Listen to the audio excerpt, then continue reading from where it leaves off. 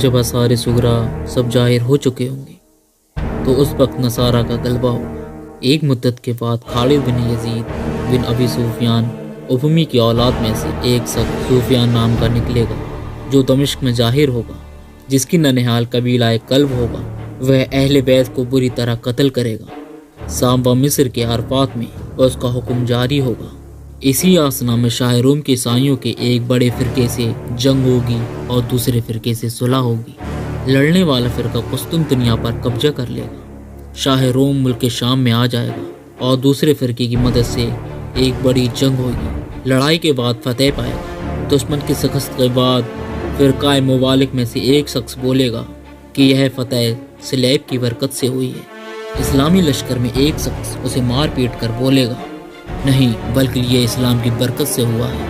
الغرض دونوں اپنی اپنی قوموں کو مدد کے لیے پکاریں گے اور ایک بڑی جنگ شروع ہو جائے گی جس میں بادشاہ اسلام شہید ہو جائے گا اور دونوں عیسائی فرقے آپس میں صلح کر لیں گے۔ اس طرح شام میں عیسائیوں کا راج ہوگا۔ بچے ہوئے مسلمان مدینہ شریف تشریف لے جائیں گے اور عیسائیوں کی حکومت مدینہ منورہ کے قریب خیبر تک پھیل جائے گی۔ اس وقت اہل اسلام کو امام مہدی علیہ السلام کی تلاش ہوگی۔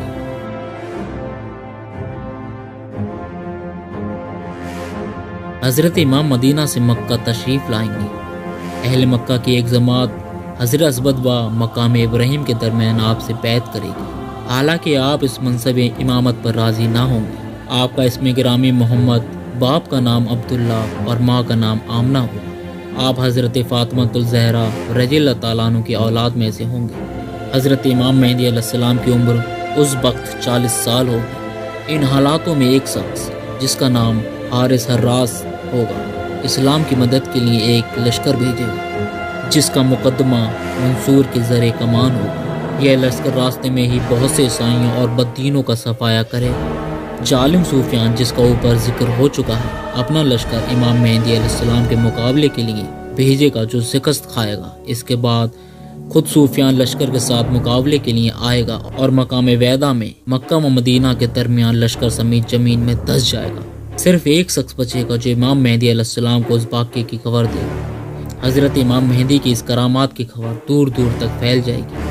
شام کے افطال اور عراق کے افطاد امام مہدی علیہ السلام کے دستے مبارک پر بیعت کریں گے۔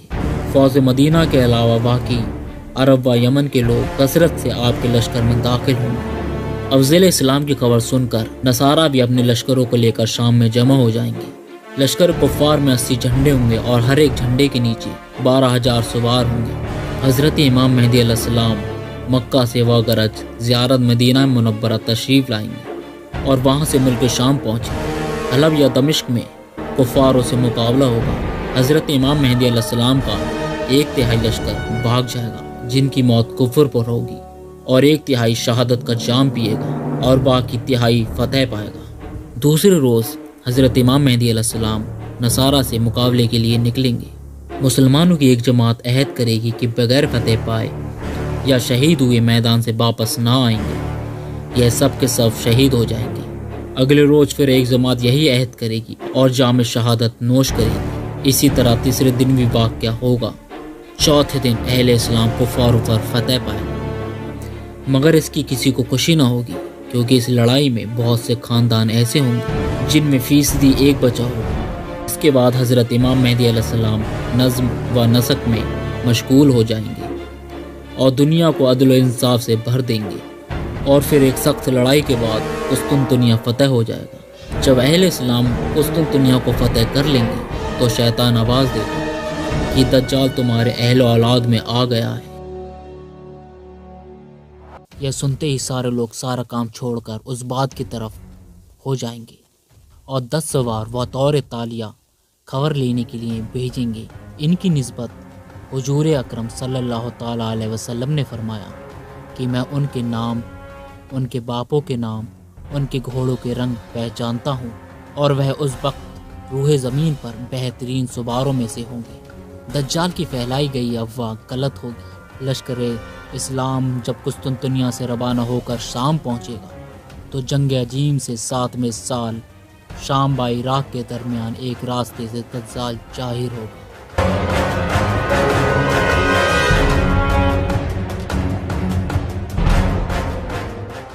दज्जाल औलाद आदम में से एक शख्स होगा जिसे अल्लाह कुछ ऐसी ताकतें अता करेगा जो उसके सिवा किसी इंसान को हासिल ना होंगी। दज्जाल का मतलब फरेब है।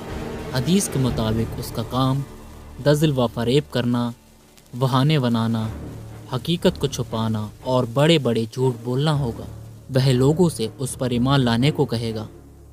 इसलिए नबी करीम सल्लल्लाहु ताला अलैहि वसल्लम ने उसकी पहचान बताते हुए फरमाया, दज्जाल काना है और तुम्हारा रब सब ऐबों से पाक है। दज्जाल एक छोटे कद, मजबूत जिस्म और बड़े सर वाला होगा। उसकी दोनों आंखें ऐबदार होंगी। दाईं आंख अंगूर की तरह फूली हुई और बाईं आंख पर चमड़ा आया हुआ होगा। बाल घने व घुंघरैले होंगे। सफ़ेद रंगत वाला होगा और उसकी दोनों आंखों के बीच काफिर लिखा होगा जो सिर्फ ईमान वाले ही पढ़ सकते हैं। तमीम दारी रज़ियल्लाहु ताला अन्हु की दज्जाल व जसासा वाली हदीस के मुताबिक वह एक समुंदरी जजीरे में कैद है। आप सल्लल्लाहु ताला अलैहि वसल्लम के ज़माने में मौजूद था। तमीम दारी रज़ियल्लाहु ताला अन्हु व उनके साथियों ने उसे जंजीरों में जकड़ा हुआ देखा था। क़यामत से पहले जब अल्लाह चाहेगा, शदीद गुस्सा करने की वजह से उसकी जंजीरें टूट जाएंगी और वह कैद से निकल आएगा।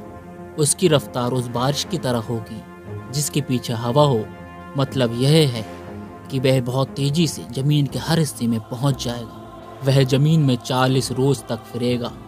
उनमें से एक दिन एक साल की तरह, एक दिन एक महीने के बराबर और एक दिन एक हफ्ते के बराबर होगा। बाकी के दिन आम दिनों की तरह होंगे। गधे पर सवार होगा। उसके दोनों कानों के बीच 40 हाथों का फासला होगा। लोगों से कहेगा कि मैं तुम्हारा रब हूँ, हालांकि वह एक आंख से काना होगा और तुम्हारा रब ऐसा नहीं है। उसकी दोनों आंखों के बीच काफिर लिखा होगा जिससे हर मोमिन पढ़ लेगा, चाहे वह पढ़ा लिखा हो या ना हो। वह मशरिक की तरफ से आएगा। उसका इरादा मदीना में दाखिल होने का होगा, मगर उहुद पहाड़ के पीछे फरिश्ते उसे रोककर सीरिया की तरफ फेंक देंगे। उसके हाथ में जन्नत व जहन्नम होगी। उसकी आग असल में जन्नत होगी और उसकी जन्नत हकीकत में जहन्नम होगी। उसके साथ पानी और आग होगी। उसकी आग असल में ठंडा पानी होगी और उसका पानी हकीकत में आग होगी। तुम में से जो कोई दज्जाल को पाए तो उसे चाहिए कि उसकी आग में कूद जाए, क्योंकि वह ठंडा मीठा पानी होगा। वह एक कौम के पास आएगा तो वह कौम उस पर ईमान ले आएगी। वह आसमान को हुक्म देगा तो वह बारिश बरसाना शुरू कर देगा। जमीन को हुक्म देगा तो वह पैदावार देना शुरू कर देगी। भेड़ बकरियां जब चर कर लौटेंगी तो उनके थन दूध से लवरेज होंगे। फिर जब एक दूसरी कौम के पास जाएगा तो वह उस पर ईमान नहीं लाएगी। सुबह जब वह कौम अपने खेतों को देखेगी तो फसलें बर्बाद हो चुकी हों और जमीन बंजर। वह उस बंजर जमीन को हुक्म देगा तो जमीन से खजाने निकलकर शहद की मक्खियों की तरह होकर उसके पीछे पीछे चलेंगे।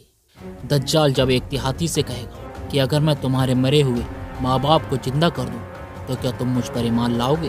वह हामी भर लेगा तो दो शैतान उसके माँ बाप की शक्ल में उसके सामने आ जाएंगे और कहेंगे कि बेटा, इसका कहा मानो, यही तुम्हारा रब है। वह एक जवान को तलवार मार कर 2 टुकड़े कर देगा। फिर कहेगा कि मैं इसे जिंदा कर दूंगा, मगर यह मुझे अपना रब नहीं मानेगा। वह मुर्दा उसके कहने पर उठ खड़ा होगा। यह जवान से पूछेगा कि तेरा रब कौन है?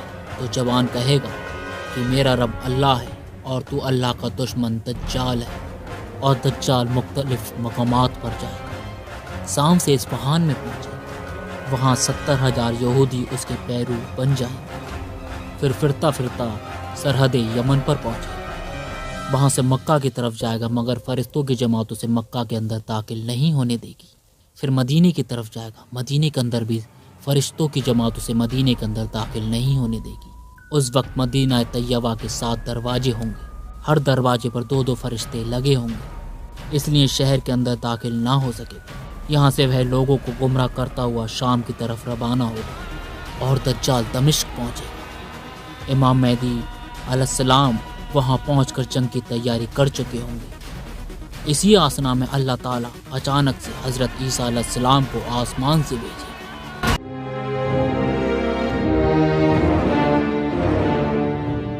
جب دجال دمشق میں پہنچ جائے گا تب امام مہدی علیہ السلام وہاں پہنچ کر جنگ کی تیاری شروع کر دیں گے۔ اسی آسنا میں اللہ تعالیٰ اچانک حضرت عیسیٰ علیہ السلام کو آسمانوں سے بھیجے گا۔ آپ 2 فرشتوں کے بازوؤں پر ہاتھ رکھے ہوئے، جرد رنگ کا جوڑا پہنے ہوئے اور نہایتی نورانی شکل میں دمشق کے مشرقی جانب سفید مینار پر اتریں گے اور اس امت کی تکریم با تعظیم کی ذات سے حضرت امام مہدی علیہ السلام کے پیچھے نماز پڑھیں گے۔ پھر لشکر اسلام لشکر دجال پر حملہ کرے گا اور ایک گھماسان یدھ ہوگا۔ اس وقت حضرت عیسیٰ علیہ السلام کی نظر کی یہ خاصیت ہوئے گی کہ جہاں تک آپ کی نظر جائے گی وہاں تک آپ کی سانس بھی پہنچے گی، اور جس کافر تک آپ کی سانس پہنچے گی وہ کافر ہلاک ہو جائے گا اور دجال بھاگ جائے گا، مگر حضرت عیسیٰ علیہ السلام اس کو بیت المقدس کے قریب موضع لط کے قریب پکڑ لیں گے اور نیزے سے اس کا کام تمام کر دیں گے۔ لشکر اسلام لشکر دجال پر بھاری پڑے گا اور لشکر اسلام لشکر دجال کو بری طرح ہرائے گا۔ لشکر دجال میں جو یہودی ہوں گے ان کو کوئی چیز پناہ نہ دے گی، یہاں تک کہ رات کے وقت اگر وہ یہودی پتھر یا درخت کی آڑ میں بھی چھپا ہوگا تو وہ پتھر یا درخت بول اٹھے گا کہ یہ یہودی یہاں پر چھپا ہوا ہے۔ زمین پر دجال کا فتنہ 40 دن رہے گا، جن میں سے ایک دن 1 سال، ایک دن 1 مہینے اور ایک دن 1 ہفتے کے برابر ہوگا، اور باقی کے دن باقی دنوں کی طرح ہی گزریں گے۔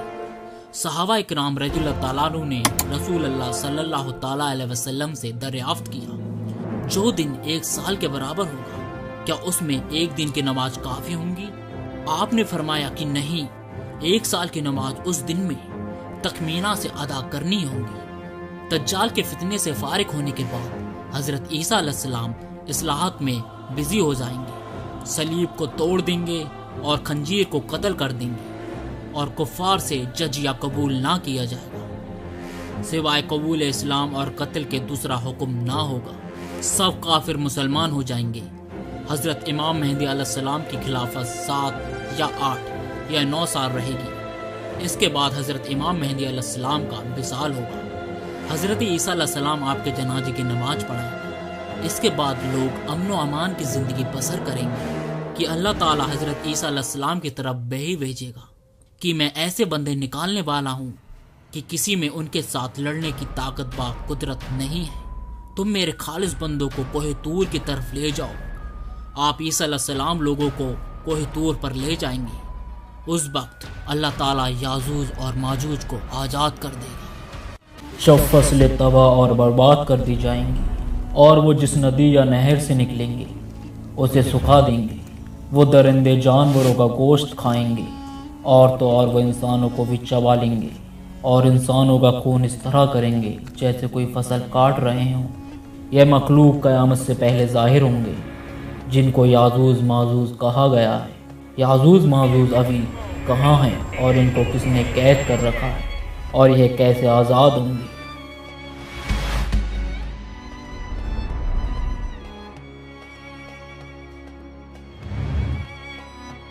یاجوج ماجوج کو ایک دیوار کے پیچھے حضرت ذوالقرنین نے قید کر دیا۔ ذوالقرنین کا نام سکندر ہے۔ یہ حضرت خضر علیہ السلام کے خالہ زاد بھائی ہیں۔ یہ حضرت سم بن نوح علیہ السلام کے اولادوں میں سے ہیں، اور یہ ایک بڑھیا کے اکلوتے فرزند ہیں۔ حضرت ابراہیم علیہ السلام کے ہاتھ پر اسلام قبول کر کے مدتوں تک ان کی صحبت میں رہے، اور حضرت ابراہیم علیہ السلام نے ان کو کچھ وصیتیں بھی فرمائی تھیں۔ صحیح قول یہی ہے کہ یہ نبی نہیں بلکہ ایک اللہ کے نیک بندے ہیں جو ولایت کی طرف سے سرفراز ہیں۔ حضور صلی اللہ تعالیٰ علیہ وسلم نے فرمایا کہ یہ ذوالقرنین کے لقب سے اس لیے مشہور ہو گئے کہ انہوں نے دنیا کے 2 سینگوں یعنی دونوں کناروں کا چکر لگایا تھا۔ اللہ تعالیٰ نے ان کو تمام روح زمین کی بادشاہی عطا فرمائی تھی۔ دنیا میں کل 4 بادشاہ ایسے ہوئے جن کو پوری زمین کی پوری بادشاہی ملی۔ ان میں 2 مومن اور 2 کافر ہیں۔ مومن تو حضرت سلیمان علیہ السلام اور حضرت ذوالقرنین ہیں، اور کافر ایک وقت نصر اور دوسرا نمرود ہے۔ آپ کے بعد ایک بادشاہ اور گزریں گے جن کو پورے روح زمین کی بادشاہی ملے گی، جن کا نام حضرت مہدی علیہ السلام ہے۔ قرآن مجید میں حضرت ذوالقرنین کے 3 سفروں کا حال بیان ہوا ہے جو سورہ کہف میں ہیں۔ پہلا سفر، حضرت ذوالقرنین نے پرانی کتابوں میں پڑھا تھا کہ सम बिन नूह अलैहिस्सलाम के औलादों में से एक शख्स आब हयात के चश्मे से पानी पी लेगा तो उसे मौत न आएगी। इसलिए हजरत ज़ुल्करनैन ने मगरिब का सफ़र तय किया। आपके साथ हजरत खिज़र अलैहिस्सलाम भी थे। वह तो आब हयात के चश्मे पर पहुंच गए और उसका पानी पी लिया, मगर हजरत ज़ुल्करनैन के मुक़द्दर में नहीं था, वह महरूम रह गए। इस सफ़र में आप मगरिब की तरफ रवाना हुए तो जहाँ तक आबादी का नामो निशान है वह सब मंजिलें तय करके आप एक ऐसे मकाम पर पहुँचे कि उन्हें सूरज गुरूब के वक्त ऐसा नजर आया कि वह एक सिहे चश्मे में डूब रहा है। जैसा कि समुद्री सफ़र करने वालों को आफताब समुंदर के कारे पानी में डूबता नजर आता है। वहाँ उनको एक ऐसी कौम मिली जो जानवरों की खाल पहने हुए थी। इसके सिवा कोई दूसरा लिबास उनके बदन पर नहीं था और मुर्दा जानवरों के सिवा उनकी ग़िज़ा का कोई दूसरा सामान नहीं था। यह कौम नासिक कहलाती थी। हज़रत ज़ुल्करनैन ने देखा कि इनके लश्कर बेशुमार हैं और यह लोग बहुत ही ताकतवर और जंगजू हैं। तो हज़रत ज़ुल्करनैन ने इन लोगों के गिर्द अपनी फ़ौज का घेरा डालकर इन लोगों को बेबस कर दिया और कुछ लोग तो ईमान ले आए और कुछ लोग आपकी फ़ौज के हाथों मकतूल हो गए। दूसरा सफ़र। फिर आपने मशरिक़ का सफ़र तय किया, यहाँ तक कि जब सूरज तुलू होने की जगह पहुँचे तो देखा कि वहाँ एक ऐसी कौम है जिनके पास कोई इमारत व मकानात नहीं। उन लोगों का हाल यह था कि सूरज तुलू होने के वक्त यह लोग ज़मीन की गारों में छुप जाते थे और सूरज ढल जाने के बाद गारों से निकलकर अपनी रोजी की तलाश में लग जाते थे। यह लोग कौमें मनसक कहलाते थे। हज़रत ज़ुल्करनैन ने इन लोगों के मुकाबले में भी लश्कर आराई की और जो लोग ईमान लाए उनके साथ बेहतरीन सलूक किया और जो लोग अपने कुफ्र पर अड़े रहे उनको तहे तंग कर दिया। तीसरा सफ़र। फिर आपने शुमाल की जानिब सफ़र तय किया, यहाँ तक कि सदिन दो पहाड़ों के दरमियान में पहुँचे तो वहाँ की आबादी की अजीब व गरीब जुबान थी। उन लोगों के साथ इशारों से बामुश्किल बातचीत की जा सकती थी। उन लोगों ने हज़रत ज़ुल्करनैन से याजूज और माजूज की शिकायत की और आपकी मदद तलब की। याजूज माजूज यह यासूफ बिन नूह अलैहिस्सलाम के औलादों में से हैं और इन लोगों की तादाद बहुत ज़्यादा है। यह लोग बलागे जंगजू, खूंखार और बिल्कुल ही वहशी और जंगली हैं जो बिल्कुल जानवरों की तरह रहते हैं। मौसम रबिया में यह लोग अपने गारों से निकलकर तमाम खेतियाँ और सब्जियाँ खा जाते थे और खुशक चीज़ों को लाद कर ले जाते थे। आदमी और जंगली जानवरों यहाँ तक कि सांप, बिच्छू, गिरगिट हर छोटे बड़े जानवर को खा जाते थे। जब उन लोगों ने हज़रत ज़ुल्करनैन से मदद तलब की कि उन्हें याजूज और माजूज के शर से बचा लीजिए और हज़रत ज़ुल्करनैन को कुछ माल देने की भी पेशकश की, तो हज़रत ज़ुल्करनैन ने फरमाया कि मुझे तुम्हारे माल की ज़रूरत नहीं है, अल्लाह ताला ने मुझे सब कुछ दिया है, बस तुम लोग जिस्मानी मेहनत से मेरी मदद करो। तो आपने दो पहाड़ों के दरमियान एक बुनियाद खुदवाई। जब पानी निकल आया तो इस पर पिघले हुए तांबे के गारे से पत्थर जमाए गए और लोहे के तख्ते नीचे ऊपर चुनकर उनके दरमियान में लकड़ी और कोयला भरवा दिया और उसमें आग लगवा दी। इस तरह यह दीवार पहाड़ की बुलंदी तक ऊंची कर दी गई और दोनों पहाड़ों के दरमियान कोई जगह न छोड़ी गई। फिर पिघला हुआ तांबा दीवार में पिला दिया गया जो सब मिलकर बहुत ही मजबूत दीवार बन गई। सद्दे सिकंदरी कब टूटेगी? हदीस शरीफ में है कि याजूज और माजूज रोजाना इस दीवार को तोड़ते हैं और दिन भर जब मेहनत करते करते इसको तोड़ने के करीब हो जाते हैं तो उनमें से कोई कहता है कि अब चलो बाकी को कल तोड़ डालेंगे। दूसरे दिन जब यह लोग आते हैं तो खुदा के हुक्म से वह दीवार पहले से भी ज्यादा मजबूत हो जाती है। जब इस दीवार के टूटने का वक्त आएगा तो इनमें से कोई कहेगा कि अब चलो इंशाअल्लाह कल इस दीवार को तोड़ डालेंगे। इन लोगों के इंशाअल्लाह कहने की बरकत और इस कलमे की बरकत से यह दीवार दूसरे दिन टूट जाएगी। यह क़यामत करीब होने का वक्त होगा। दीवार टूटने के बाद याजूज और माजूज निकल पड़ेंगे और ज़मीन में हर तरफ फितना व फसाद, कत्ल व गारत करेंगे। चश्मों और तालाबों का पानी पी डालेंगे और जानवरों और दरख्तों को खा डालेंगे। ज़मीन पर हर जगहों में फैल जाएंगे, मगर मक्का, मदीना और बैतुल मुक़द्दस इन तीन शहरों में ये दाखिल ना हो सकेंगे। फिर हज़रत ईसा अलैहिस्सलाम की दुआ से इन लोगों की गर्दनों में कीड़े पैदा हो जाएंगे और ये सब के सब हलाक हो जाएंगे। कुरान मजीद में है, यहाँ तक कि सब खोले जाएंगे, याजूज व माजूज, और वह हर बुलंदी से ढलकते होंगे।